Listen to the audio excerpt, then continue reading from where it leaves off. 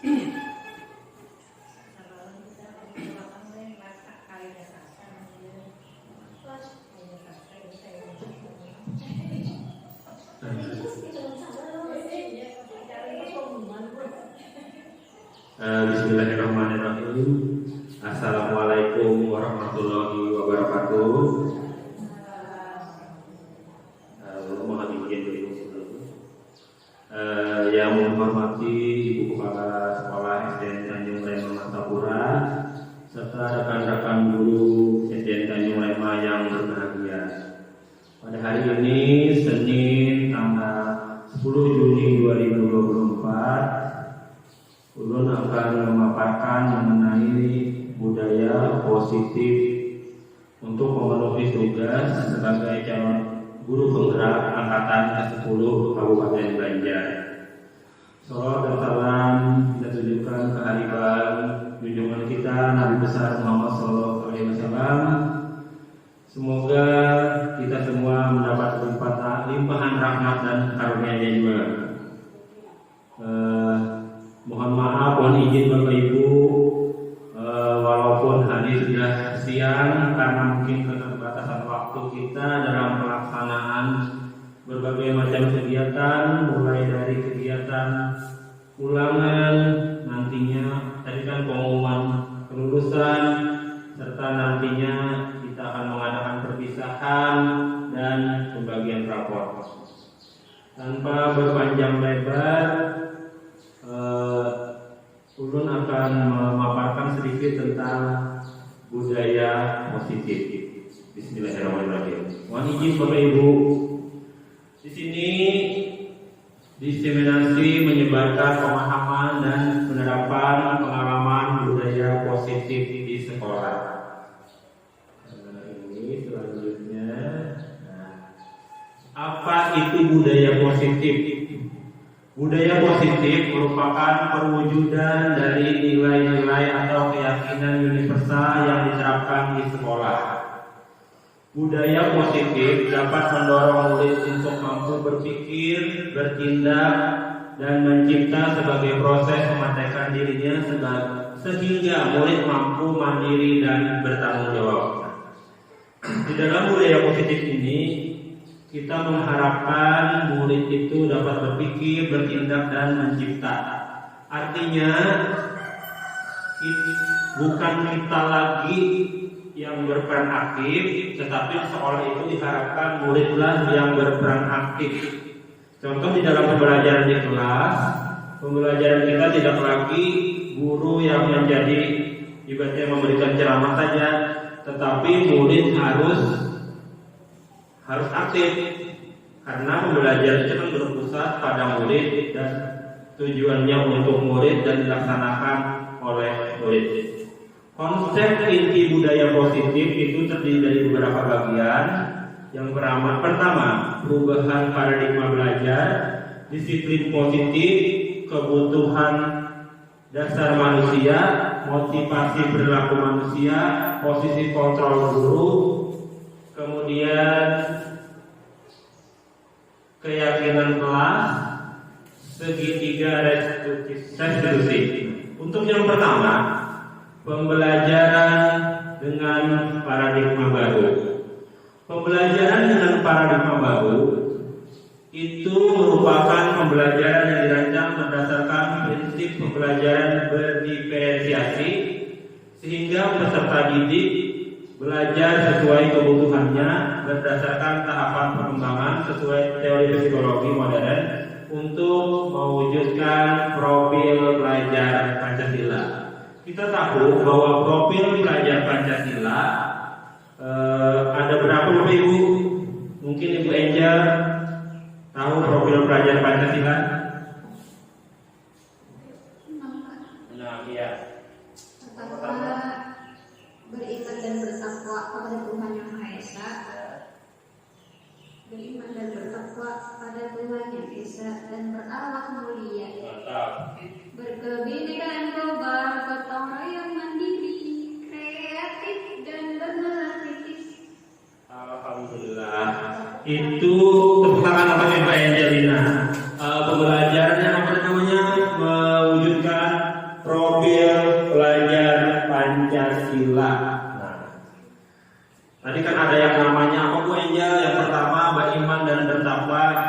pada Tuhan Yang Maha Esa, itu pasti letaknya di atas atau di pertama. Kemudian yang terakhir kan bernalar kritis dan berkritis ya. Nah, di situ kan sudah ada ya Bapak Ibu ya.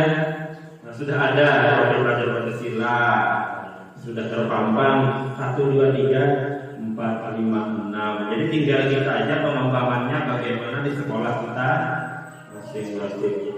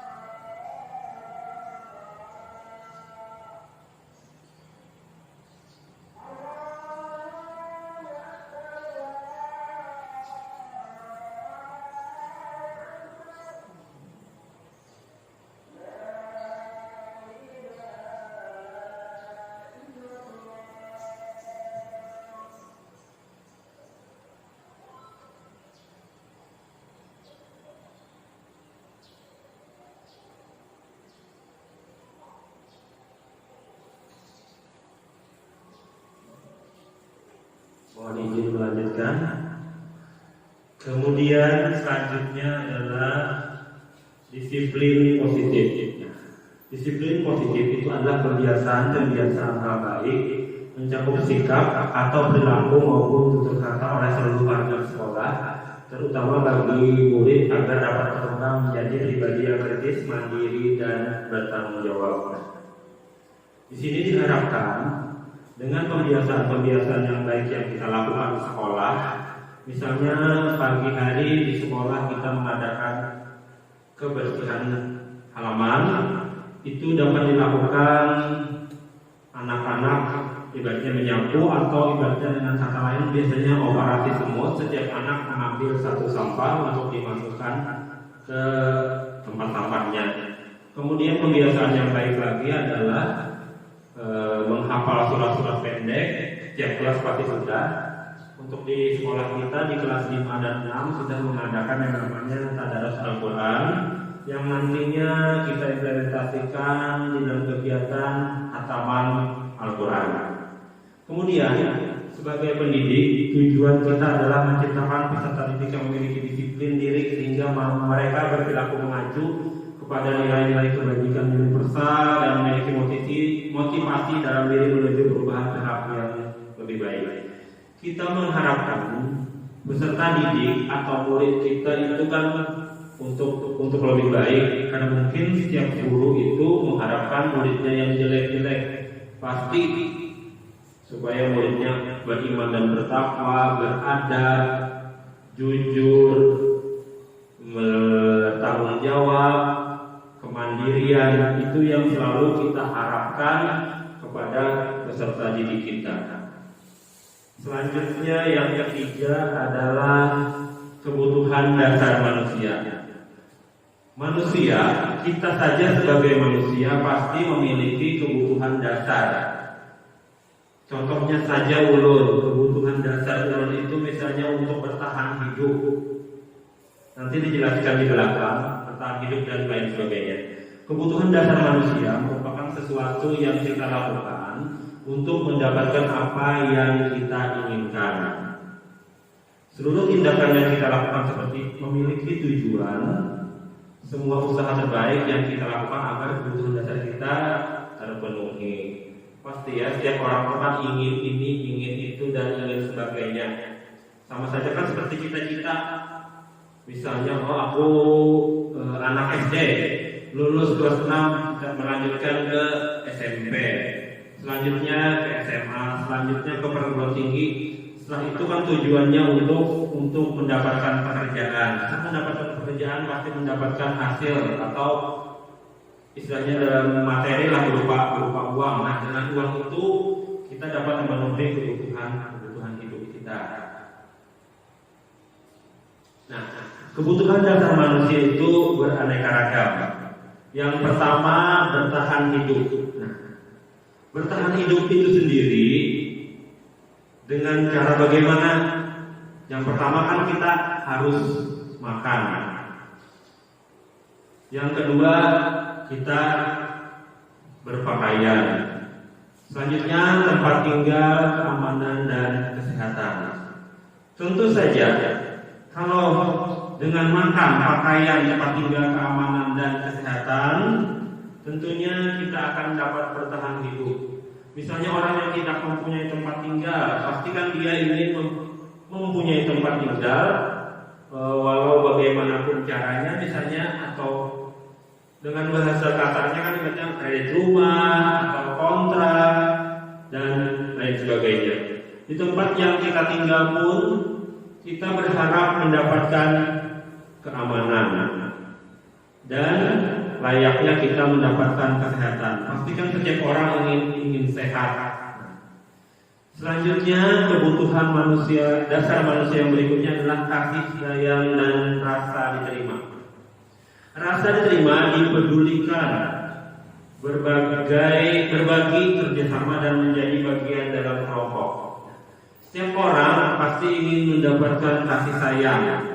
Contohnya saja murid kita ingin mendapatkan kasih sayang dari orang tuanya, dari temannya, dan dari gurunya. Begitu juga dengan kita sebagai guru, sebagai makhluk individu sekaligus sebagai makhluk sosial, kita pasti ingin mempunyai rasa kasih sayang dan diterima sebagai anggota masyarakat. Tentunya kita pengen dihargai, pengen dipedulikan. Misalnya kita sakit saja ingin ditengok oleh tetangga kita. Selanjutnya, penguasaan. Penguasaan ini terdiri dari harga diri, keinginan untuk ditanggapi, memimpin, berprestasi, diakui, dan didengar. Sebagai contoh, keinginan untuk dianggap. Pastinya keinginan kita itu bermacam-macam, ingin ini, ingin itu. Ada juga yang ingin kaya, ingin pandai, dan ingin yang lainnya. Kemudian memimpin. Pastilah di sekolah guru adalah pemimpin dalam pembelajaran di kelas. Berprestasi adalah satu keinginan dari setiap orang untuk mendapatkan hasil yang lebih baik. Kemudian diakui. Ibaratnya kita sudah berprestasi, pasti prestasi kita ingin diakui, ingin didengar oleh orang lain. Oh, misalnya murid kita saja, kita berbicara ke murid. Si A mendapat ranking 1. Dia berprestasi di bidang pelajaran misalnya matematika. Artinya kan dia ingin diakui, didengar oleh teman-temannya. Kemudian selanjutnya adalah kebebasan.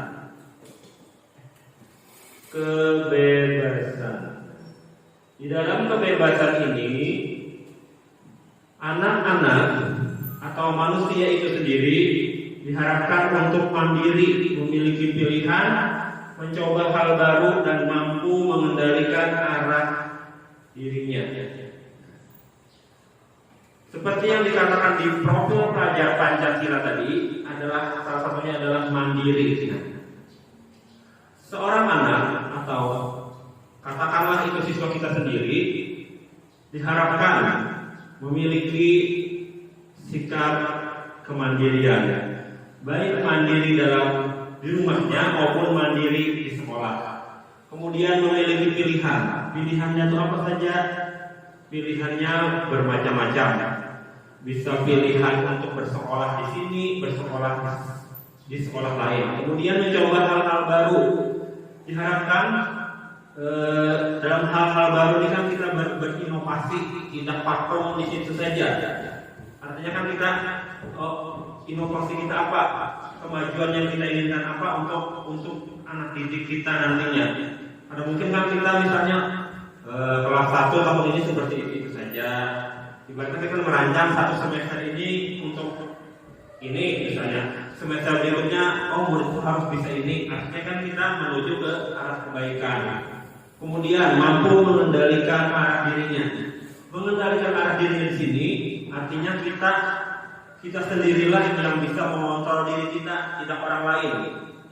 Segala perbuatan yang kita lakukan, mau A, mau B, mau C, mau sampai Z, misalnya mau baik, mau buruk, hanya kita sendiri yang dapat mengendalikannya. Kalau bukan kita, siapa lagi? Karena itu bersumber dari diri kita sendiri. Kemudian terakhir kebutuhan manusia adalah kesenangan. Senang dalam bermain, humor, antusias dan tertawa. Yang individu itu pasti berbeda. Kita lihat saja anak kita, ada yang suka bermain. Itu tidak bisa kita ibaratnya kita apa? Kita sarikilah misalnya anak kita suka bermain. Kalau belum di kelas 3 menerapkan seperti ini, boleh berbicara tapi tangan bekerja. Ada prinsipnya seperti ini. Mulut berbicara, tangan bekerja. Jangan hanya mulutnya berbicara, tangannya harus bekerja. Kemudian humor, ujar orang Banjar itu tujuh begayaan. Itu pasti ada dalam diri seseorang. Karena mungkin kan ada ulun aja ibaratnya tujuh begayaan humor. Tapi humor yang baik adalah saat kita bercanda bercanda dengan orang lain, kita tidak boleh marah. Jangan kita ibaratnya bercanda orang lain tidak marah, kita marah. Seharusnya kan kalau kita di dalam bercanda itu kan seharusnya tidak boleh menganggap atau kan itu hanya guyonan, misalnya hanya candaan, hanya begayaan untuk menghibur diri kita supaya kita rileks istilahnya. Tertawa, tapi kalau terbanyakan tertawa bisa gila juga. Lanjut. Kebutuhan dasar manusia itu sendiri ada hukuman, ada konsekuensi, kemudian ada restitusi. Kalau di kelas misalnya, kalau ulun kelas 3 kadang kalau anak-anak ribut tuh bahasanya istilahnya kan dihukum bapak. Padahal sebenarnya itu kadang ada yang dinamakan hukuman, kadang sebenarnya itu cuma konsekuensi. Beda hukuman, konsekuensi dan restitusi adalah kalau hukuman itu tidak terencana atau tiba-tiba, kemudian murid tidak tahu apa yang terjadi, bersifat satu arah berupa hukuman fisik atau psikis. Nanti kita lanjutkan, nanti ada videonya. Kemudian konsekuensi itu adalah terencana, disepakati sesuai peraturan. Murid tetap dibuat tidak nyaman. Sikap guru selalu memonitor murid. Kemudian restitusi, proses menciptakan kondisi bagi murid untuk memperbaiki kesalahan. Proses kolaboratif yang mengajarkan murid untuk mencari solusi sendiri. Di antara ketiga itu, menurut Bapak Ibu yang lebih baik yang mana yang harus dilakukan, antara hukuman, konsekuensi atau restitusi? Konsekuensi atau restitusi? Restitusi. Kenapa restitusi?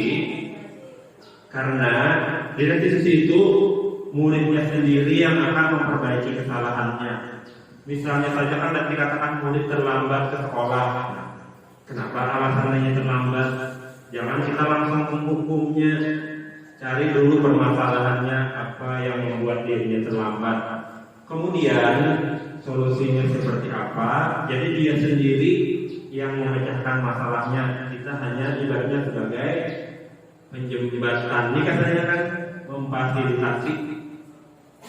Kadang kan guru tujuannya kan langsung ibaratnya langsung menghukum murid atau menilai murid itu tidak baik karena dia terlambat. Pasti Bapak Ibu pernah melakukannya.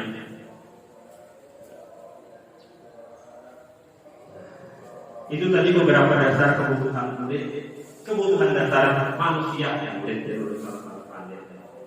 Nah, kemudian di sini ada yang namanya 5 posisi kontrol guru. Yang pertama, sebagai penghukum. Sebagai penghukum di sini, pastilah semua guru pernah melakukannya. Murid terlambat kadang dihukum. Tidak mengerjakan PR dihukum. Kadang guru-guru zaman dulu misalnya menghukumnya si A terlambat disuruh berdiri di depan kelas dengan mengangkat kaki dan menjewer telinga. Kemudian ada juga yang menghukumnya dengan cara menjemur di depan kelas atau menghormati bendera. Itu sebenarnya tidak baik kita lakukan. Kemudian membuat rasa bersalah. Kadang-kadang guru, kan seperti ini, kenapa kamu ini. Akhirnya muridnya merasa bersalah. Kemudian ada juga posisi guru itu sebagai teman. Misalnya bukan teman sebenarnya, maksudnya seumuran sih. Artinya kan kita bisa menasihati murid agar sebenarnya apa ya? Tidak boleh terlambat, tidak mau mengerjakan PR dan sebagainya. Dan juga sebagai pemantau. Guru hanya sebagai pemantau. Artinya kan memantau setiap gerak-gerik yang dilakukan oleh murid. Yang kelima adalah sebagai manajer. Sebagai manajer itu guru adalah merangkul siswanya. Seperti gambar kan merangkul. Nah, dari ke-5 posisi tadi pun ada videonya, kita lihat coba videonya. Contoh.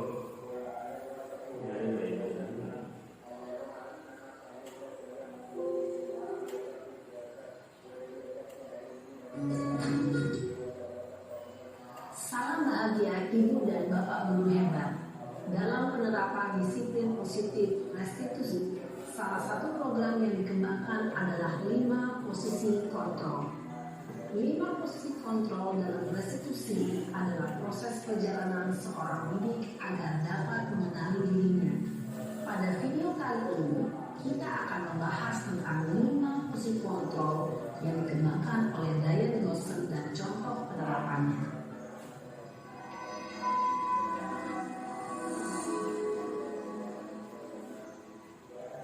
5 posisi kontrol itu adalah 1. Posisi penghukum, 2.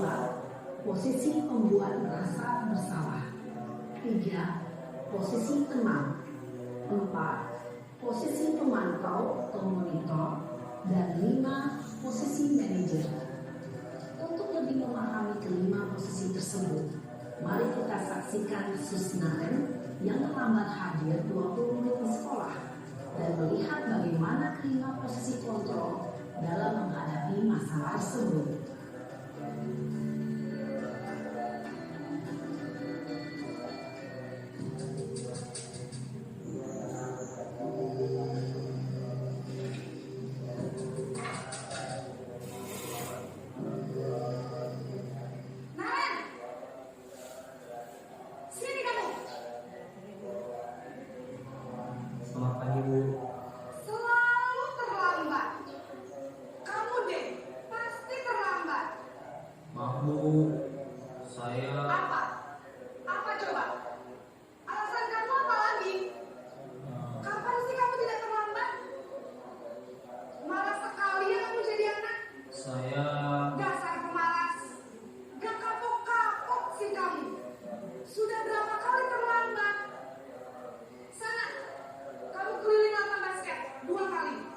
Kenapa saya harus ke lapangan basket, Bu? Kenapa? Kamu melawan ibu? Berani-beraninya jawab. Sudah terlambat, masih berani jawab pula. Sekarang, keliling lapangan basket,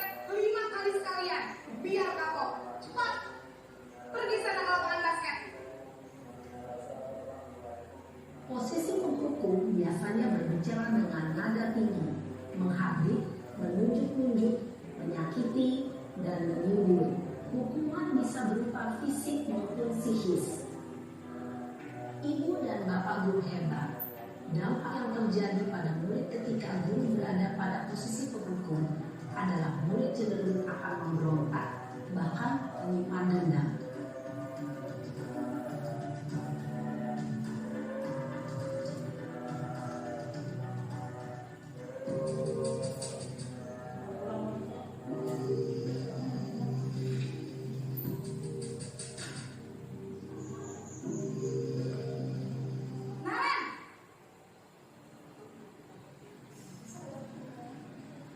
Selamat pagi, Bu. Naren, kamu kenapa terlambat lagi, nak? Ya Tuhan, Naren, kamu senang ya bikin ibu susah ya? Kalau kamu terlambat lagi, nanti ibu yang ditegur bapak kepala sekolah, nak. Disangka ibu tidak bisa membina kamu. Duh, gimana ini?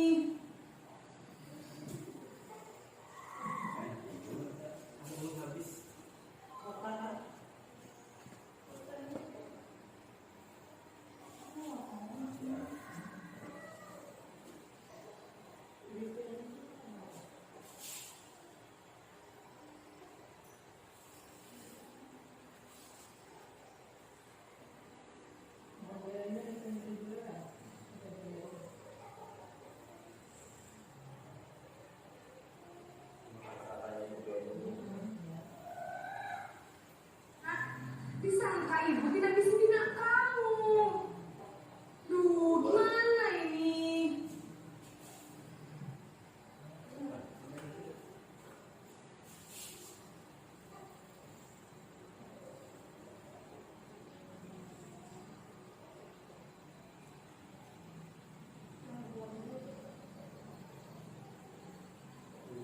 Maaf, Bu.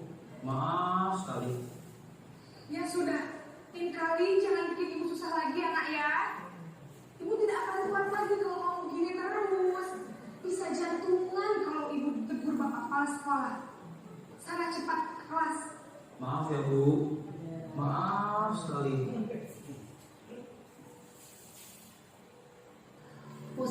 Nah, jadi Bapak Ibu, antara ibaratnya yang menjadi modelnya itu ibunya cuma itu, muridnya itu. Yang pertama tadi kan sebagai penghukum, itu terlihat gurunya menghukum, menyuruh mengelilingi lapangan basket. Yang kedua, membuat rasa bersalah dengan jarak. Ujar bahasa Banjarnya kayak ini, kayak apa kamu terlambat pulang karena ibu ditambur pulang. Kepala sekolah kan nambur ibu, kasih bang ibu, istilahnya kan gurunya memelas biasanya. Jadi murid itu sadar bahwa aku salah, kan. Jadi istilahnya kan yang ditekankan di sini muridnya yang bersalah, yang kan gurunya dia nak hukum sekehendak gurunya. Lanjut yang ketiga adalah berbicara dengan nada tenang, cenderung lembut. Namun kata-kata yang diutarakan membuat murid merasa menjadi orang yang gagal, memandang buruk dirinya sendiri, merasa tidak berharga, dan tidak sanggup membahagiakan orang lain. Ketika guru mengambil posisi pembuat rasa bersalah, murid akan menganggap dirinya yang bersalah dan ia akan menyimpan emosi negatif tersebut di dalam dirinya.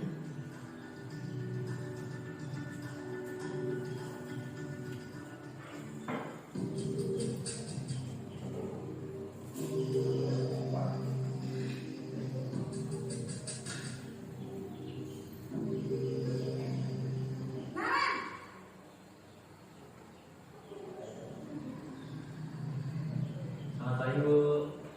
Wah, sudah berapa ini, nak? Terlambat lagi ya, sayang. Iya, Bu. Habis ibu saya lupa bangunkan saya, Bu. Kamu malah menyalahkan ibu kamu. Kamu bukannya anak yang larinya paling kencang. Kok terlambat sih? Iya, Bu. Saya memang terlambat bangun tadi. Jadi, biarpun saya lari kencang, tetap gak kekejar, Bu. Ya sudah sana. Nanti lain kali larinya lebih kencang lagi ya. Biar gak terlambat lagi. Bikin seneng ibu. demi ibu. Bisa kan? Bisa lah, Bu. Ya sudah, sana masuk kelas. Ibu beresin urusan absen kamu. Kamu ini ada-ada saja. Dalam posisi teman, guru berbicara dengan nada suara ramah, akrab, cenderung bersenda gurau untuk menjaga suasana tetap santai. Murid akan merasa senang, aman, dan akrab dengan guru. Identitas yang tercipta adalah identitas sukses atau berhasil. Namun, perlu diingat, karena ini masih dorongan eksternal, maka ada faktor ketergantungan dari murid kepada orang tertentu. Di sini guru aksennya, sehingga di lain waktu murid bisa berperilaku baik, namun hanya kepada orang-orang tertentu saja.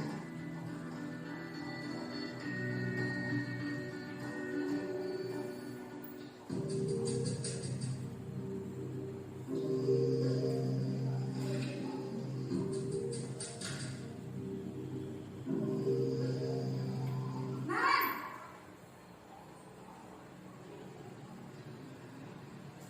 Selamat pagi, Bu. Naren, apa peraturan sekolah kita tentang jam berapa kita harus masuk sekolah, Nak? Kita harus di sekolah jam 7, Bu. Iya betul, sekarang sudah jam 7.20. Naren sudah tahu konsekuensinya jika terlambat hadir. Paham, Bu. Saya harus tinggal kelas pas jam istirahat selama 20 menit. Iya benar, konsekuensinya demikian. Jadi nanti jam 9.30 pas istirahat, kamu harus tinggal di kelas, kerjakan tugas tambahan untuk ketertinggalan kamu, ya? Baik, Bu. Posisi pemantau mengandalkan penghitungan atau data untuk mengontrol murid. Guru mengarahkan murid berdasarkan peraturan dan konsekuensi. Seorang pemantau menunjukkan bahasa tubuh dan ekspresi wajah yang datar dan cenderung formal.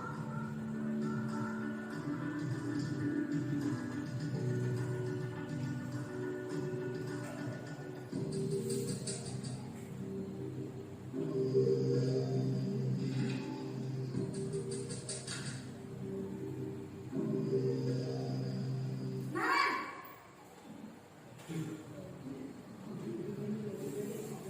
Selamat pagi, Bu. selamat pagi Naren. Maaf, Bu. Saya terlambat. Iya, sekolah masuknya jam 7, sekarang sudah jam 7.20. Jadi sekarang bagaimana ini Naren? Maaf, Bu. Saya lupa setel alarm saya semalam. Baiklah, menurut kamu, keyakinan sekolah yang mana yang perlu kamu tingkatkan? Menghargai diri sendiri dan orang lain mungkin, ya, Bu. Setuju. Jadi, apakah Naren meyakini prinsip saling menghormati tersebut? Iya, Bu. Saya meyakininya. Apakah Naren bersedia memperbaiki masalah keterlambatan ini? Bersedia, Bu. Bagaimana kamu akan perbaiki masalah keterlambatan ini? Saya akan coba untuk tidak lupa menyetel alarm saya, Bu. Baik, kalau Naren lupa menyetel alarm di rumah, ada orang yang kira-kira bisa bantu mengingatkan tidak? Ada, Bu. Kakak saya, Kak Emma. Ada lagi selain Kak Emma? Selain Kak Emma, ada ibu saya. Baik, jadi yang mengingatkan Naren adalah Kak Emma dan ibu kamu ya? Kira-kira akan mulai setel alarm kapan nih Naren? Setelah pulang sekolah, akan segera saya lakukan. Baik, jadi Naren akan setel alarm untuk bangun besok pagi dan akan diingatkan oleh kakak dan ibunda Naren ya. Ada lagi yang mungkin perlu dilakukan Naren agar tidak terlambat bangun lagi. Tidak ada, Bu. Baik Naren, terima kasih untuk kerjasama kamu. Sekarang kamu perlu kembali ke kelas untuk belajar. Baik, Bu. Terima kasih. Posisi manajer adalah posisi kontrol yang disarankan untuk membimbing murid memiliki sikap disiplin yang positif, yaitu murid yang mandiri, bertanggung jawab, dan dapat memecahkan masalah. Tujuan dari posisi ini adalah agar murid dapat berefleksi atas tindakannya. Guru akan dengan tulus memberikan pertanyaan-pertanyaan bermakna, sehingga membuat murid dapat belajar dari kesalahannya dan mencari sebuah solusi untuk menyelesaikannya. guru hebat seperti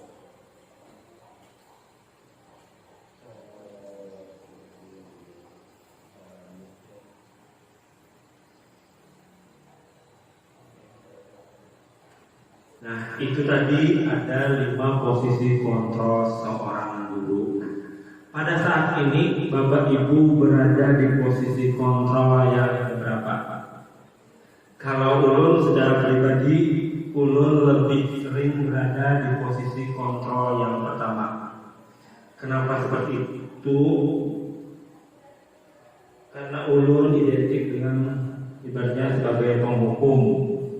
Tapi kadang penghukum ulun itu tidak menghukum yang ibaratnya ke arah ke fisik atau yang ke arah yang tidak baik. Misalnya saja di kelas 3, kalau terlambat sekolah ke kelas atau masuk, paling tidak disuruh membersihkan kelas, itu tidak termasuk hukuman, sebenarnya itu termasuk konsekuensi. Kalau Bapak Ibu mungkin ada yang di posisi 2, 3, 4 atau yang 5. Yang diharapkan adalah kita sebagai manajer. Kenapa dikatakan diharapkan sebagai manajer? Karena di situ anaklah yang menyelesaikan permasalahannya sendiri. Kenapa demikian? Yang menjadi penyebab misalnya dia terlambat tadi kan seperti Naren tadi kan karena dia bangunnya kesiangan. Jadi dia berupaya untuk bangun lebih pagi dengan mengaktifkan alarm atau dibangunkan oleh kakaknya. Kemudian di situ ada yang namanya kita membuat namanya keyakinan kelas. Kan sudah setiap kelas kan pasti sudah membuat namanya keyakinan kelas. Kalau dulu namanya itu kesepakatan kelas, sekarang diubah menjadi keyakinan kelas. Tapi pada prinsipnya itu sama-sama menuju ke arah kebaikan. Sudah saya jelaskan tadi. Kemudian contoh dari itu sebagai penghukum, contohnya adalah berdiri dengan mengangkat kaki, menjewer telinga. Kemudian kesian kali itu sudah ingatkan kamu senang ya ikut terus-terusan bertindak seperti ini. Itu salah satu contoh membuat rasa bersalah. Kemudian sebagai teman, tadi kan sudah pada video tadi kan sudah jelas posisi ibu dengan Naren dengan gaya bahasa seperti itu kan artinya sebagai teman, tapi bukan teman sebenarnya kan, cuma gaya bahasanya saja yang mendekatkan diri sebagai teman. Kemudian pemantau, kamu sudah melakukan kesalahan dan sudah mengetahui konsekuensinya. Sekarang kan tidak lagi namanya hukuman, sekarang adalah konsekuensi. Artinya bila melanggar kita konsekuensinya seperti apa. Selanjutnya sebagai manajer, kan diharapkan kita sebagai manajer. Itu yang diharapkan kita sebagai manajer artinya murid mengetahui kesalahan yang ada pada dirinya.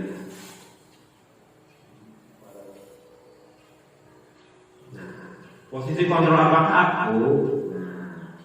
Kadang kita kecewa sekali dengan kamu. Itu posisi kontrolnya adalah kita sebagai apa? Membuat rasa bersalah. Lanjut. Posisi kontrol apa? Apakah kamu tidak pernah benar melakukan sekarang keliling lapangan sebanyak 3 kali? Sebagai apa manajer? Sebagai apa?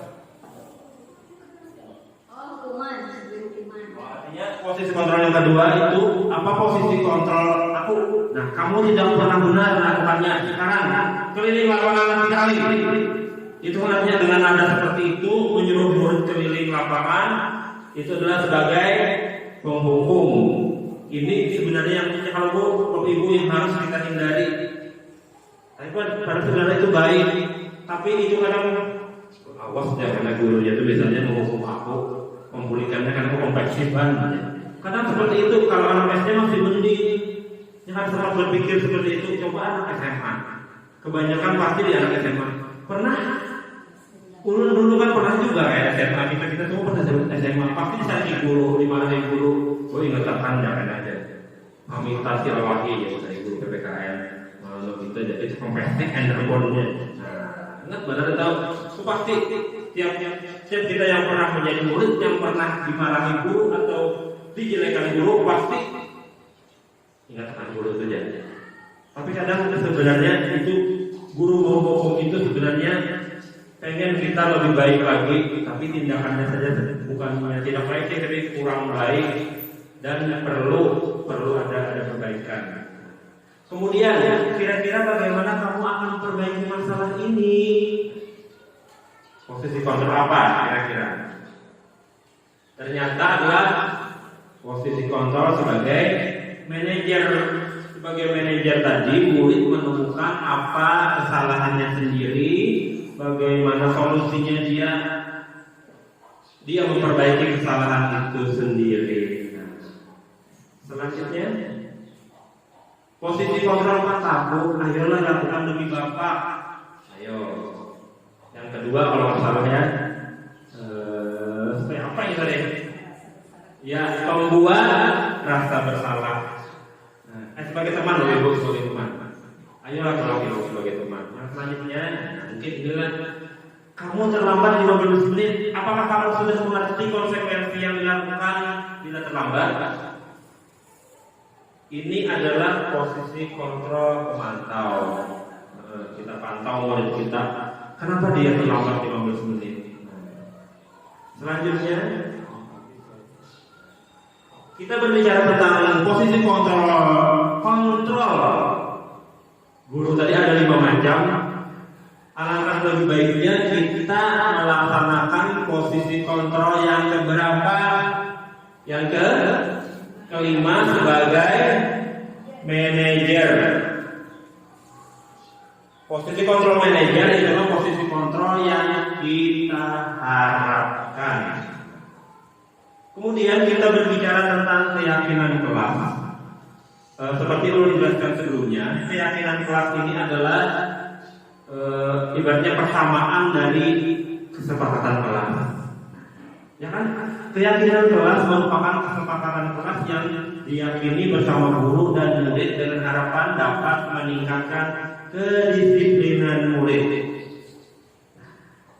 Pada saat kita tahun ajaran baru atau semester baru atau baik itu dilakukan setiap saat kita melakukan pembelajaran di kelas, kita ibaratnya membuat keyakinan kelas atau kesepakatan kelas dulu. Misalnya hari ini kita belajar bahasa Indonesia, materinya diskusi. Kesepakatan kelas atau keyakinan kelas yang bagaimana yang kita lakukan? Pertama, misalnya saat berdiskusi, angkat tangan atau raise hand kalau ingin mengeluarkan pendapat. Kemudian berbicara sopan. Kemudian menyampaikan hasil diskusi misalnya dengan bahasa Indonesia yang baik dan benar. Itu contoh-contoh keyakinan kelas yang kita lakukan pada saat pembelajaran bahasa Indonesia misalnya di hari itu. Kemudian sebelum misalnya belajar, kelas kita harus bersih. Untuk keyakinan kelas sendiri, ada kalimat-kalimat yang ada boleh seperti apa? Dilarang membuang sampah sembarangan. Itu kada boleh ada kata-kata kalimat dilarang. Itu kan sejenis kalimat apa? Tidak boleh menggunakan kalimat dilarang. Misalnya kita buanglah sampah pada tempatnya, seperti itu saja. Tidak boleh ada kata-kata yang jangan ribut di kelas. Usahakan jangan kata-kata jangan, dilarang itu tidak digunakan. Karena tidak apa saya tidak sesuai dengan yang diharapkan. Misalnya buanglah sampah pada tempatnya. Oke. Kemudian tadi apa? Jangan ribut gitu. Diubahlah kalimatnya menjadi kalimat misalnya kalimat positif. Jangan menggunakan kata-kata tidak dilarang atau jangan. Misalnya saling menghormati, nah itu bagus kalimatnya. Misalnya berbicaralah dengan sopan. Nah misalnya tolong jangan berkata-kata kotor. Kita ubah kalimat dengan berbicaralah dengan sopan. Usahakan jangan mengandung kata-kata kata-kata negatif, misalnya kan jangan, dilarang, tidak boleh, itu termasuk kata-kata negatif. Keyakinan kelas berupa pernyataan universal dibuat dalam bentuk positif. Nah, kan positif, kada boleh kalimat itu negatif. Kalau jangan, dilarang, tidak boleh, itu menunjukkan kalimat yang negatif. Mungkin kemarin pas waktu di lomba karya dan sebagainya itu masih menggunakan kata-kata itu, ilmu yang didapat dari guru penggerak, alhamdulillah itulah ilmu yang didapat. Misalnya kada boleh menggunakan kata-kata ini dan bersifat abstrak. Keyakinan kelas hendaknya tidak terlalu banyak, sehingga mudah diingat dan dipahami. Kalau sudah banyak-banyak kita ulang misalnya susah. Kita cukup misalnya 2, mungkin tergantung kelasnya lah. Kalau kelas 1 misalnya kada perlu dunia, ada nakar paham bahasa-bahasa yang di kelas tinggi. Kelas 1 itu misalnya berdoa sebelum dan sesudah belajar, mungkin misalnya buanglah sampah pada tempatnya, berbaris sebelum masuk kelas, itu misalnya sebelum kelas. Datang misalnya 10 menit atau 20 menit sebelum bel berbunyi. Itu pun kalau kita membuat kesepakatan kelas seperti itu, kita pun gurunya harus menyepakati juga. Misalnya karena kita yang menyuruh murid datang 30 menit sebelum jam pelajaran dimulai, gurunya pun harus datang sebelum itu. Mudah-mudahan kita semua bisa melaksanakan itu. Termasuk ulun mungkin Landung datang misalnya kan. Jadi ibaratnya kalau kita membuat kesepakatan kelas seperti itu, berhadir 30 menit sebelum pembelajaran dimulai, kita tidak hadir 30 menit sebelum pembelajaran dimulai, artinya kita melanggar keyakinan kelas yang kita buat. Jadi misalnya Bapak Ibu yang membuat seperti itu, berarti harus melaksanakan seperti itu. Artinya kan ada sinkron antara kesepakatan yang kita buat dengan murid kita. Kemudian semua warga kelas ikut berkontribusi dalam pembuatan keyakinan kelas lewat kegiatan mengutarakan pendapat. Pertama, akan masuk. Kita susun keyakinan kelas, misalnya muridnya ada 10, misalnya gereja apa? Ini gereja. Nah, misalnya tadi kan gereja jangan membuang sampah sembarangan gereja. Berarti kita harus mengubahnya menjadi kalimat positif. Jangan lagi kan janganlah buanglah sampah pada tempatnya. Usahakan jangan menggunakan kata-kata yang berbentuk negatif. Jadi sudah kesepakatan kelas kita setujui, barulah pembelajaran kita mulai. Selanjutnya, kemudian ada yang namanya segitiga restitusi. Segitiga restitusi adalah suatu proses dialog yang dilakukan atau dijalankan oleh guru atau orang tua agar dapat menghasilkan murid mandiri yang bertanggung jawab. Segitiga restitusi membantu murid memiliki tujuan disiplin positif dan memperbaiki dirinya setelah berbuat salah. Contohnya di sini, segitiga restitusi ada tiga tahapan, yaitu menstabilkan identitas, validasi tindakan yang salah, kemudian menanyakan keyakinan. Tadi pada positive manager, guru sudah menanyakan keyakinan. Keyakinan apa yang kita sepakati? Ya gurunya tadi kan. Terus dia benarin tadi keyakinan apa? Tepat waktu kan, disiplin waktu kan. Artinya kan sudah terjadi kesepakatan bahwa masuk sekolah itu jam 7 atau harus tepat waktu. Kemudian tadi kan ada 3, ada menstabilkan identitas. Keduanya adalah validasi tindakan yang salah. Kemudian menanyakan keyakinan. Kalimat-kalimat yang diutarakan di dalam menstabilkan identitas, yang pertama adalah berbuat salah itu manusiawi. Nah, tapi kalau terlalu salah, terus-terusan salah, itu bukan manusiawi juga namanya kan. Tidak ada manusia yang sempurna, karena kesempurnaan ada milik Allah Subhanahu wa Ta'ala. Bapak Ibu jangan pernah melakukan kesalahan seperti itu. Bapak Ibu tidak tertarik mencari siapa yang salah, tapi Bapak Ibu ingin mencari solusi dari permasalahan. Bukan kita mencari solusi permasalahan pegadaian ya. Kebanyakan kan pegadaian seperti itu, tidak ada masalah yang tidak bisa diselesaikan. Karena sebenarnya motifnya apa? Itu adalah contoh-contoh dari menstabilkan identitas. Selanjutnya adalah validasi tindakan salah. Ini kalimatnya, kamu pasti punya alasan mengapa melakukan hal itu. Misalnya si A terlambat tadi, setelah kita panggil, kita wawancarai, kemudian kita tanyakan, kamu pasti punya alasan mengapa melakukan hal itu. Kenapa kamu terlambat? Alasannya apa? Nah, jadi kan murid, ibaratnya kan murid itu, ulun terlambat karena ini dia punya alasan sendiri. Contohnya aja gurunya misalnya, Agus, semalam kenapa kada turun ke sekolahan? Ulun gue kan sudah minta izin semalam mengikuti kegiatan lokal harian di penggerak. Itu kan artinya seperti itu. Kemudian kata ibu kepala sekolah, sudah caranya murid diberi tugas. Nah, itu kan validasi tindakan yang salah. Kemudian menanyakan keyakinan.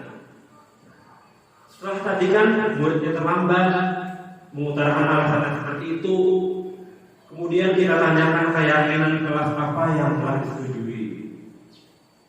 Kenapa? Jika sudah terlambat, ulun pakai bangun kesiangan, ulun tidurnya terlalu malam, ulun bermain HP aja sehingga kesiangan bangun. Kemudian berarti apa keyakinan kelas kita yang Ananda langgar? Keyakinan kelas itu kelas kita yang kita langgar adalah disiplin waktu, disiplin. Kenapa disiplin? Karena kita telah membuat keyakinan kelas bersama. Disiplin akhirnya datang tepat waktu, pulang tepat waktu. Nilai-nilai apa saja yang kita sepakati? Karena disiplin tadi, nilai apa yang kita sepakati? Nilai kebersamaan, nilai saling menghargai. Artinya kan dengan disiplin kita dapat menghargai waktu, menghargai kawan. Kawan sudah datang sungsung, kita berlandung. Itu berarti kita masih belum menghargai waktu. Seperti apa gambaran kelas yang ideal menurut kamu? Nah, kelas yang ideal menurut misalnya murid kita, misalnya ideal itu kayak ini Pak.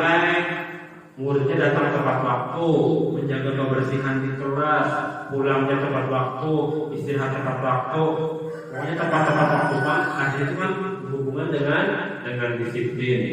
Kamu mau jadi orang yang seperti apa? Pasti ya anak-anak itu kan ulun pengen dihargai, ulun pengen dicintai, ulun pengen disayangi, ulun pengen berprestasi dan lain sebagainya. Itu juga yang kita harapkan kepada siswa kita. Murid berharap seperti itu, kita berharap seperti itu juga. Karena mungkin kan gurunya mengharapkan muridnya ya kenapa ini ya, kan bisa menjadi ya. Karena mungkin ibaratnya doa guru sejelek-jeleknya kelakuan murid, ya pintarnya kan, macalnya kan, mudah-mudahan kan jadi polisi, mudah-mudahan kan pintar berhukum batuan. Nah, pasti ya seperti itu kan. Ada guru tuh kayak orang tua kita aja, semacam-macamnya anak ada mungkin, mudah masuk neraka, menjadi kok ada tidak mendapatkan anak seperti itu, pasti aja. Boleh kami lambatan, mudah-mudahan kami jadi polisi supaya kami aktif. Misalnya seperti itu, pasti ya kan ada doa kita, doa guru yang mengarah kejelekan untuk muridnya. Sekian, terima kasih. Alhamdulillah. Jadi setelah kita mempelajari tadi kan terdapat 5 posisi kontrol guru. Posisi kontrol guru yang satu sebagai penghukum, yang kedua sampai kelima, yang kelimanya yang kita harapkan adalah sebagai manajer.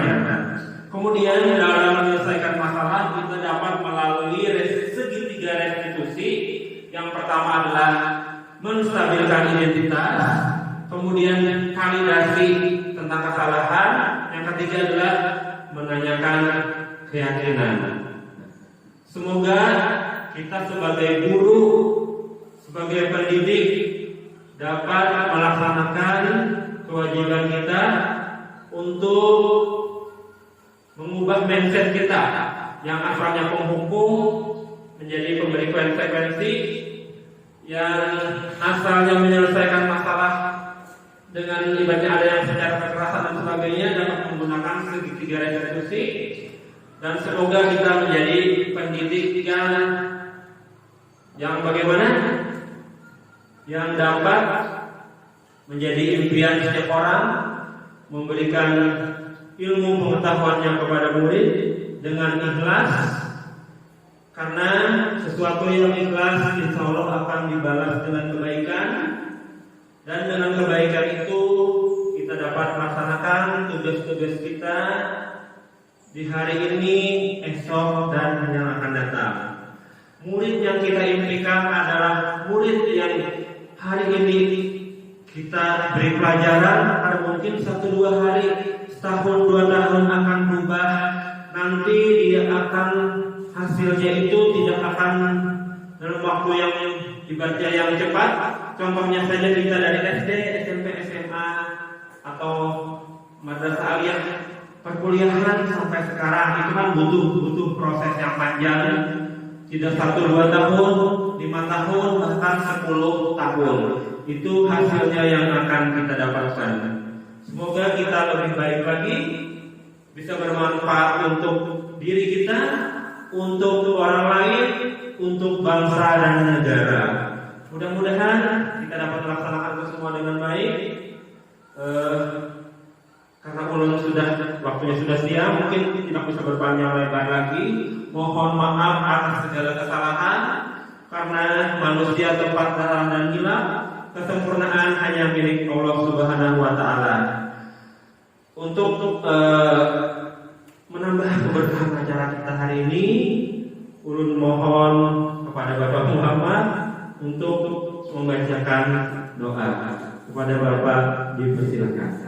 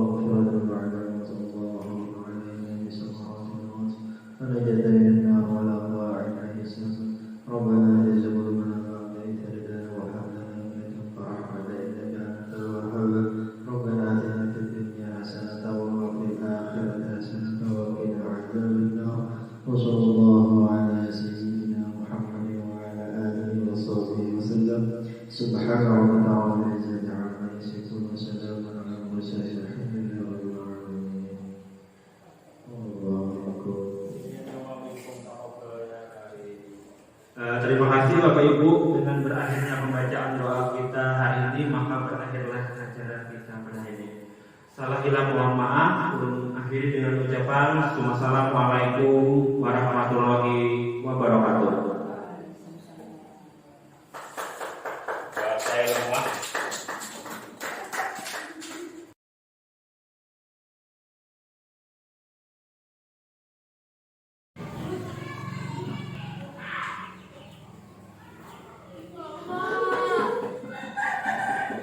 Assalamualaikum warahmatullahi wabarakatuh. Waalaikumsalam warahmatullahi wabarakatuh.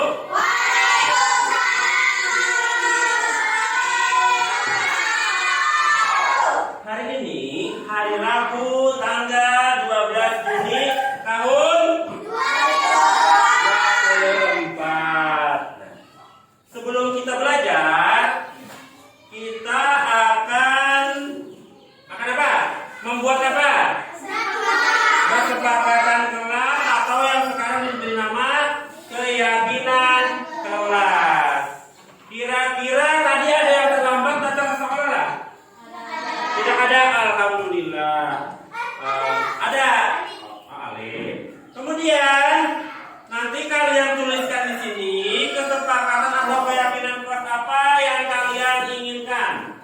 Satu orang cukup satu menulisnya. Setelah selesai kita tempel di sini. Setuju? Alhamdulillah. Bapak secara acak aja warnanya ya, Mbak ya. Ya ada apa kan? Boleh. Kalau sama nanti misalnya kalau pas pertanyaan sama nanti harus ganti. Enggak. Satu, menulisnya yang ini ya. Di yang ada lemnya di belakang.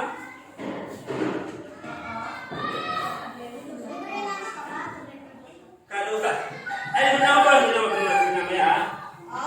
Kenapa diberi nama? Jadi tahu siapa yang belum nanti. Nama panjang. Silakan langsung ditulis yang sudah mendapat kertas. Silakan ditulis kesepakatan kelas yang kalian inginkan.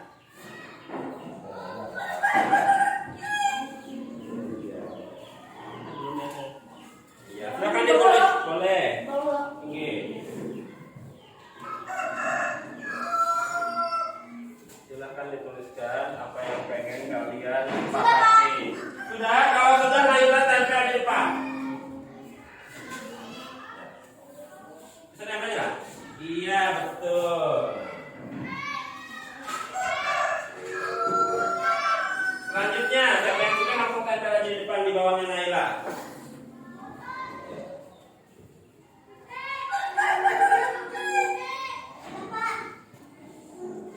Iya, selanjutnya yang sudah silakan ditempel. Di samping Naila supaya warnanya berbeda. Sampai ya? Iya.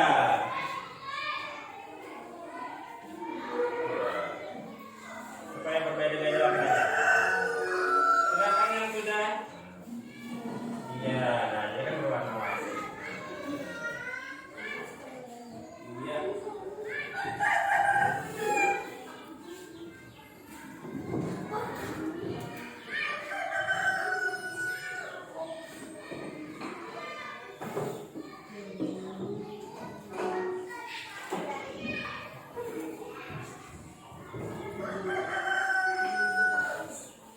Iya, ini supaya beda warna di sini ya. Itu kita angkat di sini. Ini boleh di sini. Manjat di atas.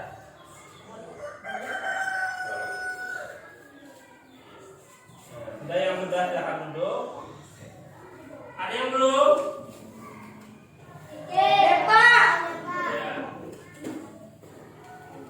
Nanti kita setujui yang mana yang kita ambil. Kan apa? Kan kita bersama-sama menentukan kesepakatan.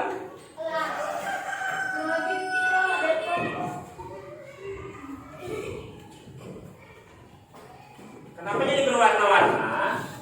Supaya bagus ya, ya Pak, sudah. Dapat ya? Dapat tempelkan ya. Supaya berbeda.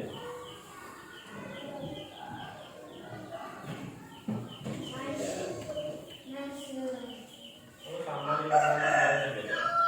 Nah, yang pertama, ini punya siapa nih? Ini Rizky Fajrianta. Kesepakatan kelas kita yang pertama adalah berbaris sebelum masuk kelas. Setuju apa tidak? Setuju. Berarti yang pertama kita berbaris sebelum masuk kelas. Boleh setelah pulang sekolah kita juga berbaris. Yang kedua, ini sudah benar. Yang kedua, lihat dulu ya. Nah ini, Rama Ayu.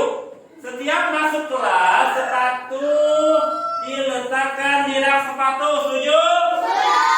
Kalau berhamburan biasanya apa? Bukan buang sih, bapak singkirkan dapat sampah. Menaruh sepatu di raknya.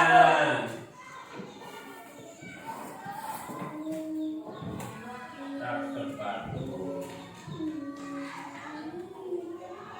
Yang selanjutnya, biasanya kalau sudah dalam kelas itu apa? Berdoa